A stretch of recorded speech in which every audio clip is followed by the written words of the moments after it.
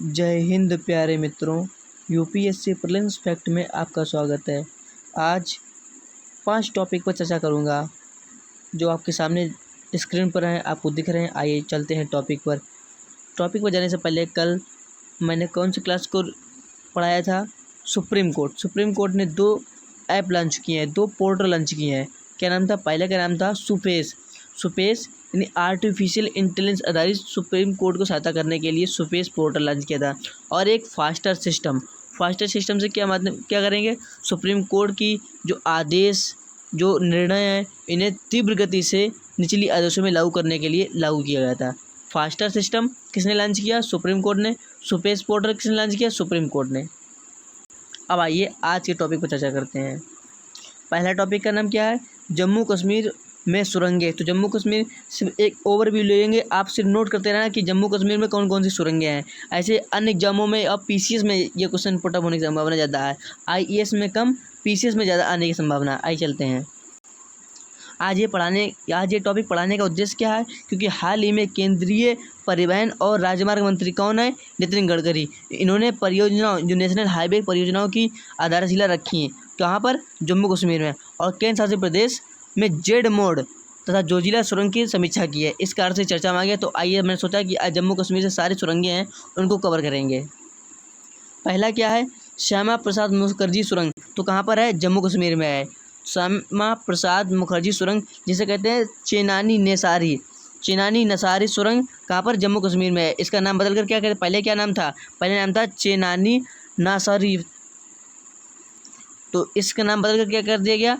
श्यामा प्रसाद मुखर्जी सुरंग। तो ऐसे पूछ रहे कि हाल ही में किस सुरंग का नाम बदलकर श्यामा प्रसाद मुखर्जी सुरंग कर दिया गया? तो चेनानी नासरी सुरंग का नाम बदलकर। और कितने किलोमीटर ये पूछ देता है, आप देखना। ये अब अक्सर पूछने वाले कितने किलोमीटर लंबी है? तो 9 किलोमीटर लंबी है। और ये ना केवल भारत की बल्कि एशिया की सबसे लंबी द्विदिशात्मक सुरंग है। तो भारत की न सिर्फ एशिया की सबसे लंबी द्विदिशात्मक सुरंग पूछे कौन सी है? चेनानी नासरी। और चेनानी नासरी न सामना दे तो क्या होगा? श्यामा प्रसाद मुखर्जी ना सुरंग। अगली कौन सी है? बनिहाल काजीगुंड सुरंग। ये भी कहाँ? ये भी जम्मू कश्मीर में है। ये कितने किलोमीटर है? तो ये 8.5 किलोमीटर। और चेनानी नासरी ये 9 किलोमीटर थी। वो ये एशिया की भी सबसे लंबी सुरंग है और भारत की भी सबसे लंबी सुरंग है, चेनानी नासरी। नाम क्या है? अगला बदला हुआ नाम श्यामा प्रसाद मुखर्जी। और जवाहर सुरंग ये कहाँ है?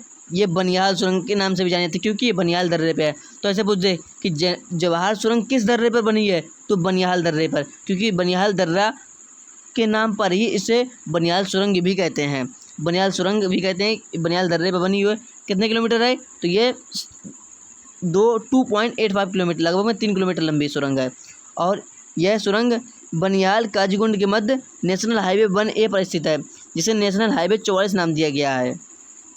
तो आप कितनी बातें नोट करेंगे? पहले कौन सी? श्यामा प्रसाद मुखर्जी या चेनानी नासरी। ये कितने किलोमीटर लंबी है? 9 किलोमीटर लंबी है। एशिया की भी लंबी सबसे लंबी सुरंग है और भारत की भी। दूसरा है बनिहाल काजीगुंड सुरंग। ये कहाँ पर है? ये बनिहाल काजीगुंड में, ये कहाँ? जम्मू कश्मीर में है। बस इतना नोट कीजिए, जम्मू कश्मीर में। और अगला ये सबसे इंपॉर्टेंट है, कौन? जवाहर सुरंग है। इसे किस दर्रे पर है? तो बनिहाल दर्रे पर। इस कारण से बनिहाल सुरंग भी कहते हैं। सबसे इंपॉर्टेंट 21 हाईवे से होकर गुजरती है। किस हाईवे पर बनी है? तो नेशनल हाईवे 44 या नेशनल हाईवे 1A कह दें। अगर आपने प्रीवियस ईयर के क्वेश्चन पेपर देखा होगा तो ऐसी सुरंग होती हैं जो हाईवे या वन्यजीव अभयारण्य से होकर गुजरती हैं। इन पर हमेशा क्वेश्चन बन जाते हैं। और वन्यजीव अभयारण्य से होकर नदियाँ गुजर जाती हैं, तो इनसे क्वेश्चन बन जाते हैं। उसके बाद अगला कौन सी सुरंग है? नंदिनी सुरंग। पहली बार नाम सुने, नोट करना। नंदिनी सुरंग कहाँ पर है? जम्मू कश्मीर में है। और क्यों? क्योंकि यह राष्ट्रीय राजमार्ग पर नंदिनी अभयारण्य के तहत निर्मित 4 सुरंगों की श्रृंखला में से एक है। क्योंकि इस कारण ये नंदिनी अभयारण्य से होकर गुजरती है, इस कारण से इसका नाम क्या है? नंदिनी सुरंग। कहाँ पर है? जम्मू कश्मीर में। बस इतना नोट कीजिए आप। फिर अगला है पीर पंजाल रेलवे सुरंग। पीर पंजाल रेलवे सुरंग कहाँ पर? नाम तो सुना होगा, पीर पंजाल श्रेणी कहाँ पर? जम्मू कश्मीर है। तो याद करने दिक्कत नहीं होगा, पर ये नोट कीजिएगा, ये भारत की सबसे लंबी रेलवे सुरंग का नाम पूछ दे, कहाँ पर है? पीर पंजाल रेलवे सुरंग। भारत की सबसे लंबी रेलवे सुरंग पीर पंजाल रेलवे सुरंग। और खाली ऐसे पूछ दे कि भारत की सबसे लंबी सुरंग पूछ दे तो चेनानी नासरी या श्यामा प्रसाद मुखर्जी। अगर इसमें रेलवे शब्द जुड़ जाए तो पीर पंजाल होगा, अगर रेलवे शब्द ना जुड़े तो चेनानी नासरी होगा। वो कितने किलोमीटर लंबी थी? वह 9 किलोमीटर लंबी थी। ये कितने किलोमीटर लंबी है? 11.5 किलोमीटर लंबी है। अगली सुरंग जेड मोड सुरंग, ये भी कहाँ है? मैं जब बात जम्मू कश्मीर की हो रही है तो सारे जम्मू कश्मीर की होंगी, ये भी जम्मू कश्मीर, लेकिन ये निर्माणाधीन है, अभी चल रही है, बन रही है, ठीक है। ये 6.5 किलोमीटर लंबी होगी। और अगला है जोजिला सुरंग। एक बताई थी मैंने जवाहर सुरंग, जिसे बनियाल सुरंग भी कहते हैं, बनियाल दर्रे में बनी हुई है, ये है जोजिला। इसके बारे में नोट कीजिए, जोजिला सुरंग महत्वपूर्ण है, क्यों? क्योंकि ये निर्माणाधीन है, ये निर्माणाधीन है और नेशनल हाईवे फर्स्ट से इस नेशनल हाईवे फर्स्ट पर स्थित है। और जो जवाहर सुरंग थी वो नेशनल हाईवे 44, मैंने बताया था आपको, बनियाल दर्रे पर बनी थी। इसका अब याद कीजिए, रिकॉल कीजिए। यह किस लिए महत्वपूर्ण है? सबसे महत्वपूर्ण फैक्ट ये है, नोट कीजिए आप। क्यों? ये जोजिला सुरंग एशिया की सबसे लंबी सड़क सुरंग होगी। अभी है नहीं, अभी कौन सी है? चेनानी नासरी, क्योंकि वो 9 किलोमीटर लंबी है, ये होगी 14 किलोमीटर लंबी। 14 किलोमीटर लंबी होगी, अभी बन रही है, निर्माणाधीन है, अभी ये निर्माणाधीन है सुरंग। तो जब ये बन जाएगी तब आंसर क्या हो जाएगा? जोजिला सुरंग एशिया की सबसे लंबी सुरंग है। वर्तमान में कौन सी है? चेनानी नासरी। क्यों? क्योंकि वह 9 किलोमीटर लंबी है और बन चुकी है, यह निर्माणाधीन है और ये 14.5 किलोमीटर लंबी है। और ये बात नोट कीजिए, लेह कारगिल श्रीनगर के मध्य पूरे वर्ष में कनेक्टिविटी प्रदान करेगी। बस इंपॉर्टेंट ये है जोजिला सुरंग। कितनी सुरंग इंपॉर्टेंट है? पहली श्यामा प्रसाद मुखर्जी या चेनानी नासरी सुरंग सबसे लंबी है। दूसरा पीर पंचाल रेलवे सुरंग, ये एशिया की सबसे लंबी रेलवे सुरंग है, एशिया नहीं, भारत की। और तीसरा है जोजिला सुरंग। एक है जवाहर सुरंग, क्योंकि वह इससे नेशनल हाईवे 44 निकला हुआ है, इसलिए वो महत्वपूर्ण हो जाती है। बस इतने नोट कीजिए आप।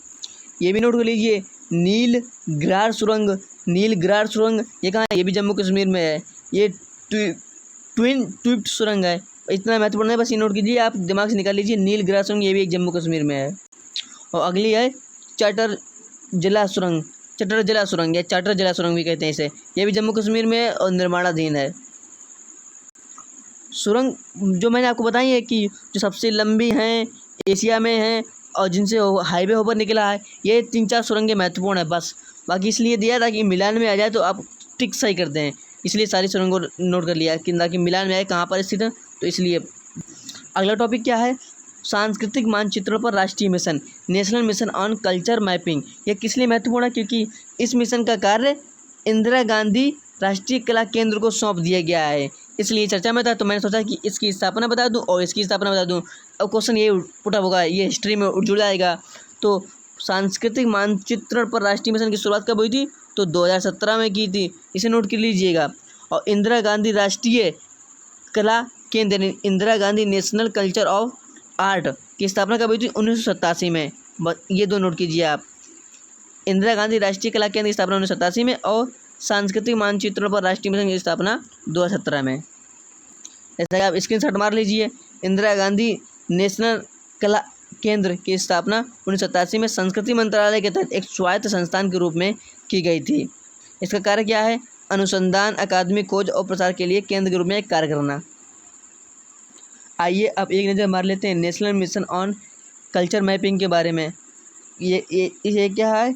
ये संस्कृति मंत्रालय के तहत विभिन्न संगठनों में कलाकारों, कला रूपों और अन्य संसाधनों का एक व्यापक डेटाबेस बनाने के लिए 2017 में संस्कृति मंत्रालय ने इसे मंजूरी दी थी। तो क्या कितना महत्वपूर्ण है? ये एक डेटा बनाएगी, डेटा को इकट्ठा करेगी, एक डेटाबेस के रूप में कार्य करेगी। नंबर 2, स्थापना कब हुई थी? 2017 में हुई थी। और किस मंत्रालय के तहत? तो संस्कृति मंत्रालय के तहत।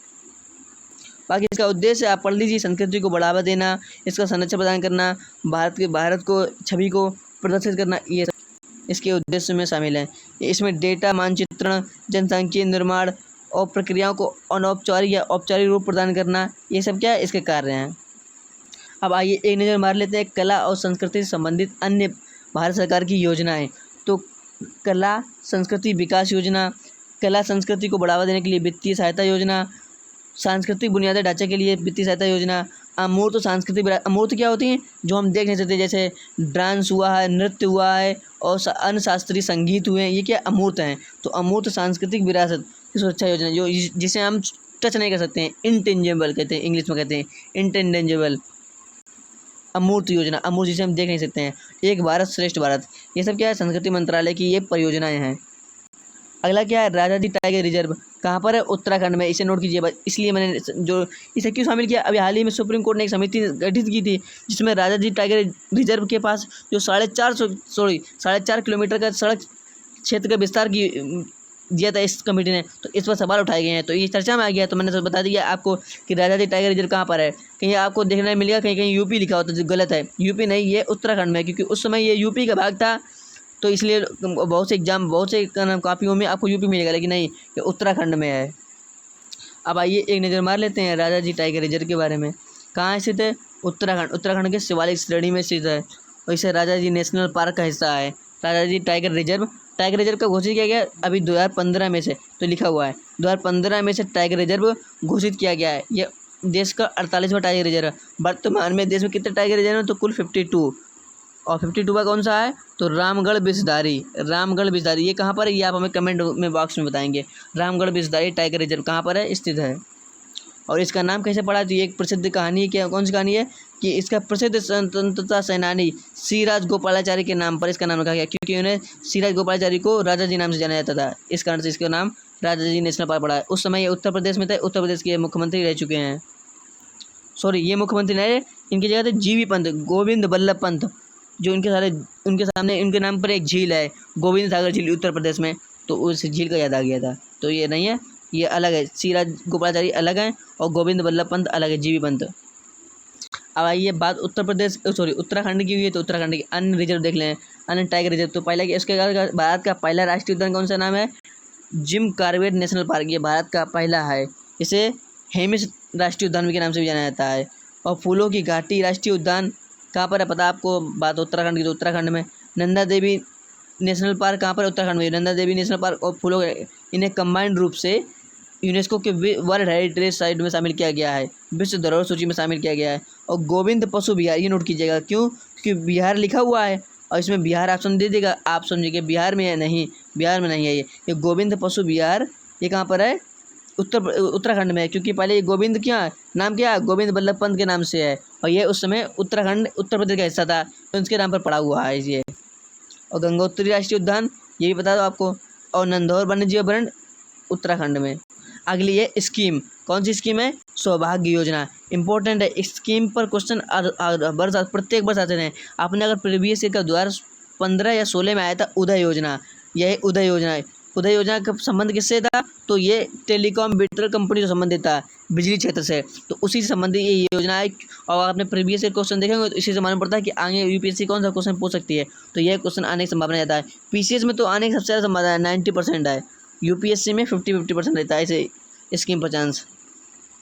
तो आइए देखते हैं, हाल ही में प्रधानमंत्री ने सहज बिजली हर घर योजना यानी सौभाग्य योजना ने अपने क्रियान्वयन के 4 वर्ष पूरे किए हैं। 4 वर्ष पूरे किए हैं। क्या चला 2021, कब लॉन्च हुई? तो 17 में, 2017 में लॉन्च हुई थी, 4 वर्ष हो गए, 21 हो गए। तो नोट कीजिएगा 2017 में स्कीम आई थी। और इसका लक्ष्य क्या है? घरों को विद्युतीकरण करना। आइए देखते हैं, वर्ष 2017 में देश के ग्रामीण एवं शहरी घरों में, शहरी क्षेत्रों में सभी घरों का विद्युतीकरण करने का लक्ष्य। यहाँ नोट करने की बात क्या होगी? 2017 तो नोट कीजिए। ये देखिए ग्रामीण, सिर्फ ग्रामीण नहीं है, यहाँ यूपीएससी कर देगा यह ग्रामीण क्षेत्रों में विद्युतीकरण की योजना नहीं, ग्रामीण साथ शहरी क्षेत्रों में भी, ग्रामीण और शहरी दोनों क्षेत्र शामिल हैं। या सिर्फ शहरी कर देगा यूपीएससी या सिर्फ ग्रामीण कर देगा, यहाँ आपको फंसाने के लिए। तो आप नोट कीजिएगा, ग्रामीण और शहरी दोनों क्षेत्रों में लागू की वाली और क्या विद्युतीकरण योजना है। यहाँ किसी कोई बल्ब वितरित नहीं किए जाएंगे, यहाँ विद्युतीकरण यानी सीधे आपको घर में लाइन पहुँचाई जाएगी, तो विद्युतीकरण की योजना है। तो क्या विद्युतीकरण करना है, सिर्फ ग्रामीण नहीं शहरी भी शामिल है 2017 में।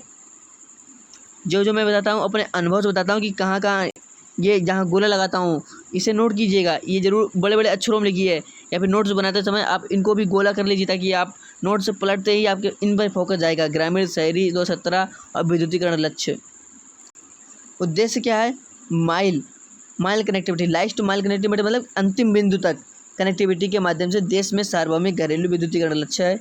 ग्रामीण क्षेत्रों में सभी गैर विद्युतीय घरों को जहाँ विद्युत नहीं पहुँचा है, और शहरी क्षेत्रों में गरीब परिवारों तक बिजली उपलब्ध कराना, मतलब सभी को बिजली उपलब्ध कराना। लाभार्थी की पहचान कहाँ से की जाएगी? तो सोशल इकोनॉमिक कास्ट सेंसस यानी सामाजिक आर्थिक जाति जनगणना 2011 के आधार पर ये उपयोग करेगी, इसके डाटा का उपयोग करेगी। उसी के आधार पर ये, और जो इस जनगणना के दायरे में, जैसे आपका इस जनगणना में आपके घर का नाम नहीं है, तो अगर फिर भी आपके यहाँ बिजली नहीं है तो आपको भी बिजली मिलेगी, पर आपको 500 रुपये लगेंगे। तब गैर विद्युतीय घरों को 500 रुपये का भुगतान करेगा। जो इस योजना के या इस डेटा के दायरे में नहीं आते हैं उनसे 500 रुपये लगेंगे, जो डेटा के दायरे में आते हैं उनसे फ्री में उसका विद्युतीकरण होगा, क्या विद्युत कनेक्शन दिया जाएगा। इसका उद्देश्य क्या है कि उद्देश्य, अगर आपके यहाँ विद्युत नहीं होगा तो आप मिट्टी तेल जलाएंगे, जिससे क्या होगा, कार्बन डाइऑक्साइड का उत्सर्जन होगा, और ग्लोबल वार्मिंग, तो क्लाइमेट चेंज जैसे जलवायु परिवर्तन पर सरकार के नियंत्रण के तौर पर भी इसे देख सकते हैं। तो क्या है, प्रकाश प्रयोजन हेतु उपयोग की जाने वाली मिट्टी के तेल का प्रतिस्थापन करना, और ये मिट्टी के तेल आयात करते तो आयात बिल बढ़ता है, तो ये भी इससे आयात बिल को सरकार को कंट्रोल करने में मौका मिलेगा। शिक्षा में सुधार होगा, आपके यहाँ बिजली होगी आपको पढ़ाई में मन लगेगा, दिए में आपकी आँख भी खराब होती है, स्वास्थ्य पर भी ये प्रभाव पड़ेगा। घर में अगर आपके यहाँ बिजली होगी तो आप मोबाइल या टेलीविज़न से आप कनेक्ट रहेंगे, तो ग्लोबल वर्ल्ड से आप कनेक्ट रहेंगे कि देश दुनिया में क्या हो रहा है। आर्थिक गतिविधियाँ और नौकरी में वृद्धि होगी, क्योंकि पढ़ेंगे तो आपको नौकरी मिलेगी, और आर्थिक गतिविधियाँ आप देखेंगे, सीखेंगे कि किस प्रकार से दुनिया चल रही है, किस प्रकार से नई नई पॉलिसी, नई सरकार की योजनाओं को आप लाभ मिलेगा। विशेषकर महिलाओं को जीवन की गुणवत्ता सुधार होगा, कि जिन महिलाओं के यहाँ बिजली नहीं होती थी तो यहाँ पढ़ाई वैसे भी नहीं होती थी, और महिलाओं को वैसे भी कम पढ़ाया जाता था, तो बिजली में कर पढ़ेंगे, उनके शिक्षा में सुधार होगा, तो जीवन की गुणवत्ता में सुधार होगा। सरकार की अन्य पहले क्या है, दीनदयाल उपाध्याय ग्राम ज्योति योजना, PM कुसुम। इसमें क्या होता है, इसमें क्या सोलर किसानों के खेत में, खाली पड़े खेत में सोलर पैनल लगाए जाएंगे। सोलर पैनल लगाएंगे, उससे उत्पन्न बिजली को किसान ग्रिड में भी बेच सकेंगे और गाँव में भी बिजली उत्पन्न होगी। तो ये क्या है, PM कुसुम योजना। एकीकृत विद्युत विकास योजना, ये देखिए उदय, हमने कहा था उदय को सुनाया था। तो उज्ज्वल डिस्कॉम इंश्योरेंस योजना, ये विद्युत वितरण कंपनी से संबंधित थी। और गर्भ ऐप, अब ये भी नोट कीजिए, गर्भ ऐप का संबंध किससे, ग्रामीण विद्युतीकरण। ग्रामीण विद्युत, शहरी विद्युतीकरण नहीं है यहाँ पर, नोट कीजिएगा, ग्रामीण विद्युतीकरण संबंधित है गर्भ योजना। तो इसे याद करने की अच्छी ट्रिक है, गा से गर्भ और गा से ग्रामीण विद्युतीकरण। तो कल फिर मिलेंगे नए टॉपिक के साथ, नए सेशन के साथ। तब तक के लिए जय श्री श्याम, धन्यवाद।